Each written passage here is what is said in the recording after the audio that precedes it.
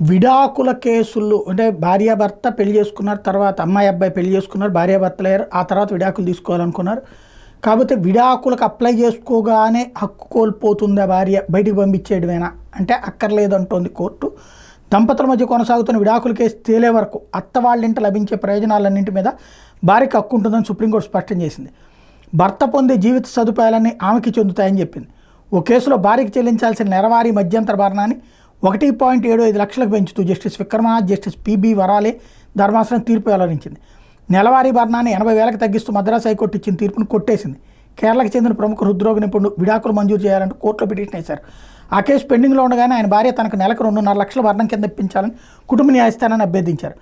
భర్త సంపాదన, వాళ్ళ కుటుంబ ఆస్తులు, ఆర్థిక స్థితి పరిగణలోకి తీసుకున్న కుటుంబ న్యాయస్థానం నెలకు 1,75,000 రూపాయల భరణాన్ని ఖరారు చేసింది. వైద్యుడు దీన్ని మద్రాసు హైకోర్టులో సవాల్ చేస్తే భార్యకి చెల్లించాల్సిన భరణాన్ని 80,000కి తగ్గిస్తూ తీర్పు ఇచ్చింది. ఈ కేసు సుప్రీంకోర్టుకి చేరితే కుటుంబ న్యాయస్థానం నిర్ణయాన్ని ధర్మాసనం సమర్థించింది.